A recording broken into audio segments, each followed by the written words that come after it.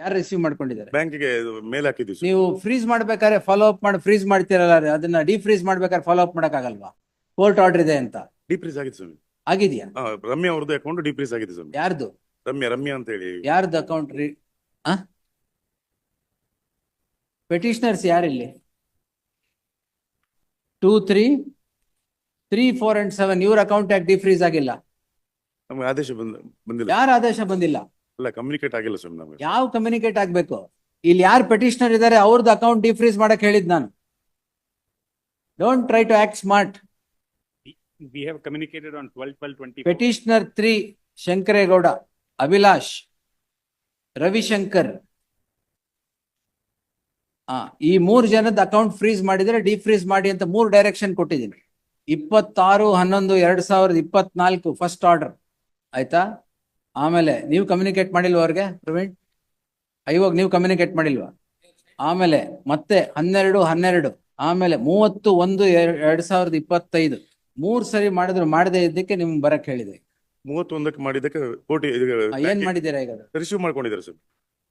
ಯಾರ್ದು ಅಕೌಂಟ್ ಡಿಫ್ರೀಸ್ ಮಾಡಿ? Accused number 1 ಇದಾರ ಇಲ್ಲಿ? ಡಿಫ್ರೀಸ್ ಯಾರ್ದು ಹೇಳಿದ್ ನಾನು? 31ಕ್ಕೆ ಒಂದು ಆದೇಶ ಬಂದಿದೆ ಸರ್. ಹೌದು, 31ಕ್ಕೆ ಯಾರು ಪೆಟಿಷನರ್ ಯಾರಿದ್ರೆ ಅವ್ರದ್ದು.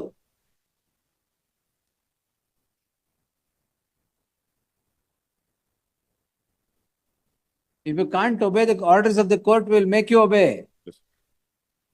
ಆತರ ಇಲ್ಲ sir. I will direct the DG and IG to hold an inquiry on this. There are 3 directions issued and you don't do it, and you do somebody else's defreezing. Communication ಆಗಿಲ್ಲ ಸ್ವಾಮಿ, promise. We have communicated and Well, communication ಬಂದಿಲ್ಲ ಅಂತೀರಾ? Government, the additional SPP says communication has gone. ನಾನು ಅದು ಬಂದಿಲ್ಲ sir. ನಾನು WhatsApp ಅಲ್ಲಿ ಅವ್ರೇನ್ ಕಳಿಸಿದ್ರು ಅದ್ಯಾಕೆ ಡಿಫ್ರೀಸ್ ಮಾಡಿದ್ರಿ ರಮ್ಯಾ? ಅದು ಬಂದಿತ್ತು ಸ್ವಾಮಿ, ಲೆಟರ್ ಬಂದಿತ್ತು. First, there was ಟೈಮ್ ಇಲ್ಲಿ ಪೆಂಡಿಂಗ್ ಇರ್ಬೇಕಾದ್ರೆ ಆ ಬೆಂಚ್ ಅಲ್ಲಿ ಹೆಂಗ್ ಮೂವ್ ಮಾಡಿದ್ರಿ ನೀವು? ಈ case ಅಲ್ಲ ಸ್ವಾಮಿ. ಮತ್ತೆ Prior to the lodging of this matter, one complaint had been lodged against his wife. She filed one writ petition before the Honorable High Court, and that came to be compromised, and ಅದರಲ್ಲಿ ಡಿಫ್ರೀಸ್ ಆಗ್ಬೇಕು ಅಂತಿದೆ. ಅದರದ್ದು notification ಇವ್ರಿಗೆ ಹೋಗಿದೆ sir. ಈ case ಅಲ್ಲಿ ಡಿಫ್ರೀಸ್ ಆಗಿದೆ ಅನ್ನೋದು ಇದು. there are 3 orders passed here. When will you defreeze it? Tumakuru town police station police inspector ಯಾರು? ನಾನು ನೀವೇನಾ? ಹೌದು. ಈ ಕ್ರೈಮ್ ಬಗ್ಗೆ ಗೊತ್ತೇ ಇಲ್ವಾ ನಿಮಗೆ? ಈ ಪೆಟಿಷನ್ ಪೆಂಡಿಂಗ್ ಇರೋದು ಅದು 31ಕ್ಕೆ ಆದೇಶ ಇದೆ ಸರ್. 31ಕ್ಕೆ ಆದೇಶ ಇಲ್ಲ. ಇದ್ರಲ್ಲಿ ಇದು ಡಿಫ್ರೀಸ್ ಮಾಡಿದಾರಾ? 30 ಮಾಡಿದ್ದೀವಿ. ಯಾಕೆ ಕಾಂಪ್ರಮೈಸ್ ಆಯ್ತು ಅಂತ? ಇಲ್ಲ ಸರ್, ಮತ್ತೆ ಆದೇಶ ಬಂದ ಸ್ವಾಮಿ ಮಾಡಿದ್ದೀವಿ. ಈ ಆದೇಶ ಬಂದ ಮೇಲೆ ಮಾಡಿಲ್ಲ, ನಾನ್ ಮಾಡಿರೋ ಆದೇಶ ಬಂದ ಮೇಲೆ ಮಾಡಿಲ್ಲ. ಅಲ್ಲ, ಅದು ಕಮ್ಯುನಿಕೇಟ್ ಆಗಿಲ್ಲ sir. let him file an affidavit, my lord. ನೀವು ಅಫಿಡವಿಟ್ ಹಾಕಿ ಕಮ್ಯುನಿಕೇಟ್ ಆಗಿಲ್ಲ ಅಂತ.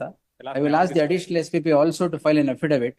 We will ask the DG, the IG hold an inquiry as to why the orders of this court are not being implemented. They are taken for granted. That can't happen at all. That can't happen. File an affidavit. Let him file an affidavit. I'll ask my office to file an affidavit. Your According office to- also shall file an affidavit. Communicate ಯಾವಾಗ ಆಯ್ತು? Yes. ಒಂದಲ್ಲ 3 order ಮಾಡಿ. S, ನಾಳೆ ಹಾಕ್ತೀರಾ? Affidavit ಹಾಕ್ತೀರಾ? ಡಿಫ್ರೀಸ್ ಮಾಡ್ತೀರಾ? Affidavit ಹಾಕ್ತೀರಾ? ಡಿಫ್ರೀಸ್ ಮಾಡ್ತೀವಿ. ಯಾರ್ದು? ಇಲ್ಲಿ ಆದೇಶ ಏನಾಗುತ್ತೆ ಅದು ಮಾಡ್ತೀವಿ. ಈಗ ಆಗಿರೋ ಆದೇಶ ಅಫಿಡವಿಟ್ ಹಾಕೋದು ಹಾಕಿ. May I make a submission? Yes, sir. We don't have objections to allow this petition, my lord. Allow the petition. Reason is so. Ah. Although there is enough materials, my lord, the case which has been constructed by the prosecution, even if we prosecute it, is going to be an exercise in futility. Reason is, my lord, on the same offense, 2 FIRs have been lodged, my lord. In all fairness, I am submitting. So therefore, my lords, because our connected matter wife already we have noted to this court, even this petition may be allowed. That we will see. Yes. ಯಾಕೆ allow ಮಾಡೋದು ಬೇಡವಾ? Allow ಮಾಡೋದು ಬೇಡವಾ? ಅಂದ್ರೆ you want the way to be allowed to be, ಅದೇ ಬೇರೆ ರೀತಿ ಇದೆಯಾ? ಬೇರೆಯವ್ರು ಯಾಕೆ ಬೇಕು? You have a problem with your wife.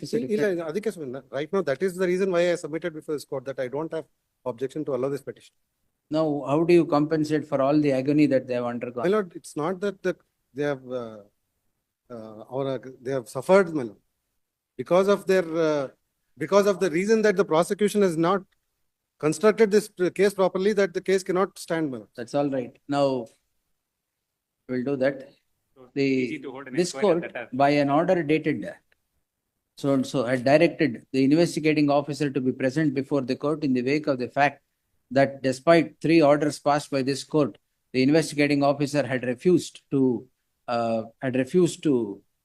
direct defreezement of the account of the petitioners, which had been frozen pursuant to the crime being registered. The investigating officer puts up his defense that the order passed by this court was not communicated to him. The additional SPP submits that the office of the state public prosecutor had communicated the orders passed, every order passed to the investigating officer. Therefore, the investigating officer shall file his affidavit with regard to non-communication of the orders and the office of the SPP with communication of the orders by the next date. ಈಗ ಯಾವಾಗ ಡಿಫ್ರೀಸ್ ಮಾಡ್ತೀರಾ? ಇವತ್ತೇ ಮಾಡಿಸಿ. ಇವತ್ತೇ ಮಾಡಿಸ್ತೀರಾ? ಹೌದು. ಆಗ್ಬೋದಲ್ಲ ಅದು? ಇಲ್ಲಿವರೆಗೆ ಯಾಕಾಗಿಲ್ಲ?